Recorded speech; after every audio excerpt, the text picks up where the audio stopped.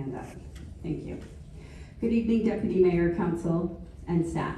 I'm here this evening out of care and concern for our community as a whole, and especially those impacted by what I believe to be acts of discrimination that are happening in the town of Cobourg. In January of 2021, the town of Cobourg signed a declaration to join the Coalition of Inclusive Municipalities. This resolution by council is to support diversity and inclusion and to work against racism and discrimination locally by meeting 10 commitments and using them as guiding principles for the actions of council and staff in regards to equity, diversity, and inclusion. These commitments are a part of the town's official EDI strategy for 2022 to 2026. I had to slightly edit my presentation this evening, so bear with me. I am concerned that some of these commitments are not being upheld and that some actions and language being used on behalf of the town are in direct opposition to the commitments made and are causing increased stigma for many folks in our community, particularly for those experiencing homelessness and dependency on substances and who are at great risk of harm and death due to toxic drug poisonings. I'm not sure if you're aware, but we lost 3 community members to drug poisoning in the last 2 weeks. The Canadian Human Rights Act defines dependence on drugs or alcohol, substance dependence, as a disability. This is also supported by the Ontario Superior Court and upheld under the Ontario Human Rights Commission, and it states, people with addictions may face unique experiences of marginalization and disadvantage.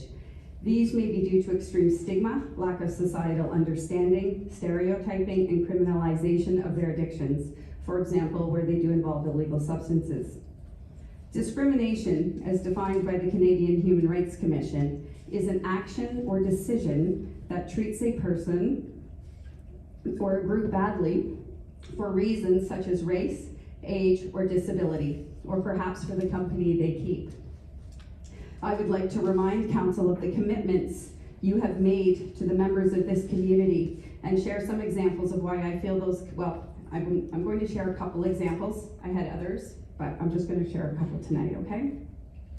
The first commitment that was made to this community was to increase vigilance against systemic and individual discrimination. In December of 2022, the Town of Cobourg bylaw officers forced the volunteers at the community-powered warming room to remove all sleeping mats for those experiencing homelessness due to a zoning bylaw issue around sleeping in a church, even though Girl Guides and students from McGill University have used this same site for sleeping for years.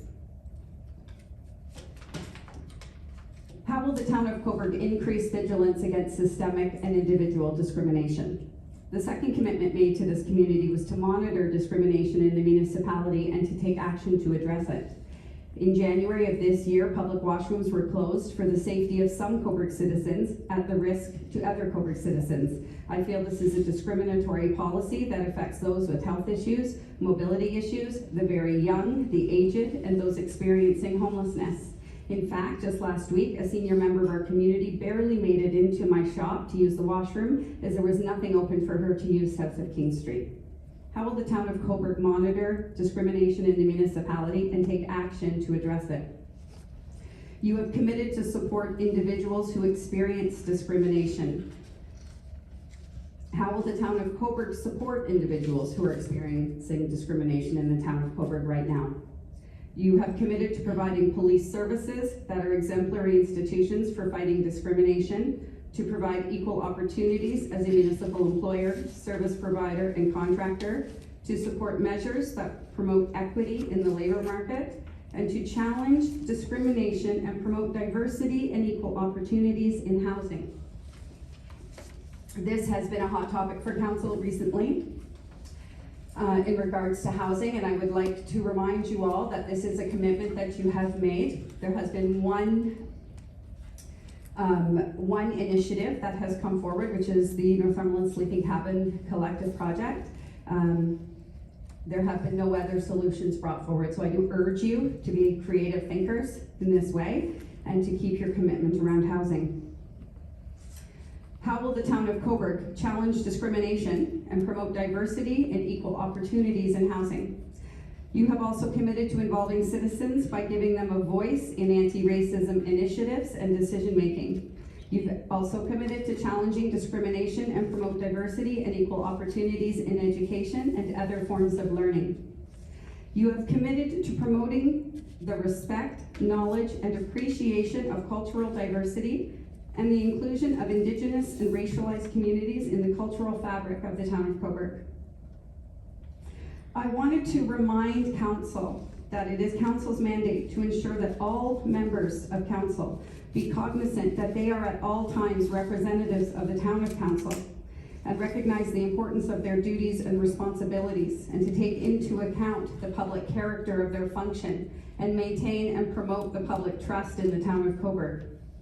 This must be done while refraining from making statements known to be false or with the intent to mislead Council or the public, and while respecting the individual rights, values, beliefs, and personality traits of any other person, recognizing that all persons are entitled to be treated equally with dignity and respect for their personal status regarding gender, sexual orientation, gender identity, gender expression, race, creed, religion, ability, and spirituality.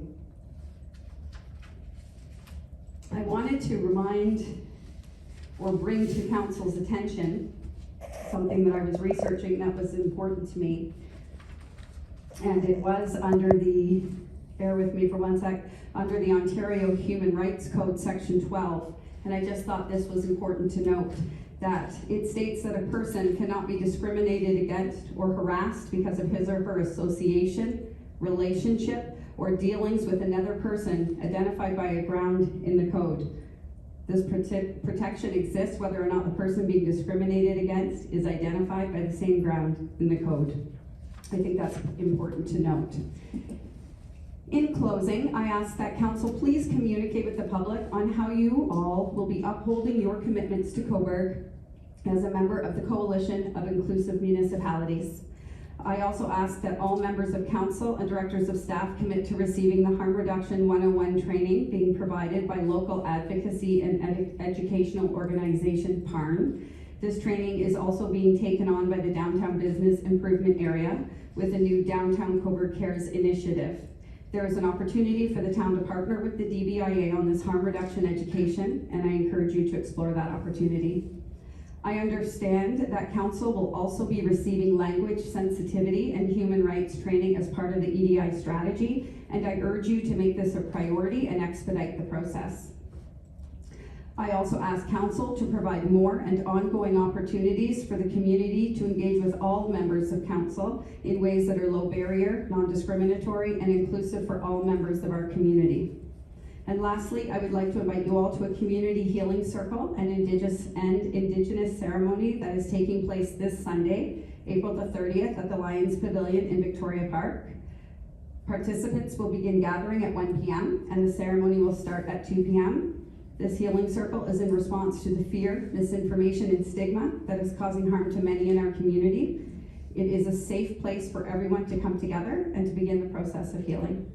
Thank you for your time and attention.